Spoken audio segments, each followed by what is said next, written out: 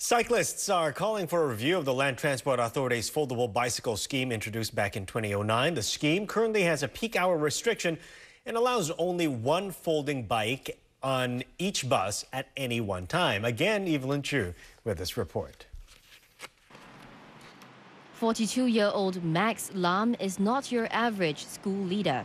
Every week, the vice principal of the School of Science and Technology travels to work on his trusty folding bike. I think it is a very viable alternate. Though I own a car, depending on the weather, it becomes a choice that I'm able to exercise. Whether I wish to work out a little bit of sweat today and cycle to school, or if the weather is very favorable, it's cloudy, it's nice, I can choose to exercise and be conscious about the environment as well and cycle to work. Mr. Lam prides himself in being part of a thriving community of professionals and executives, many of whom have adopted these two wheels as a serious mode of transport to work. A typical route involves cycling from home, then boarding a bus or train halfway and completing the remaining journey to the office on the bike. The owner of this folding bicycle shop says 10% of her customers adopt such a lifestyle. Now, this is one of the smallest folded sizes currently allowed on buses and trains.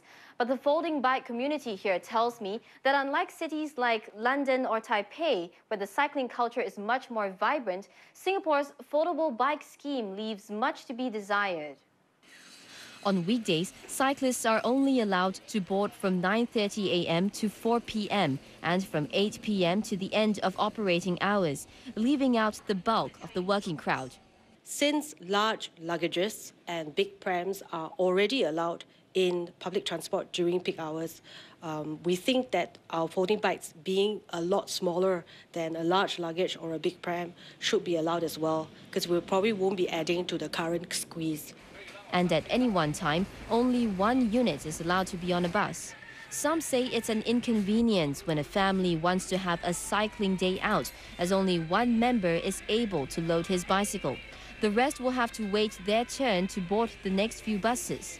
Now, both Mrs. Yuan and Mr. Lam have raised their concerns to the LTA at a transport focus group session conducted by the National Climate Change Secretariat.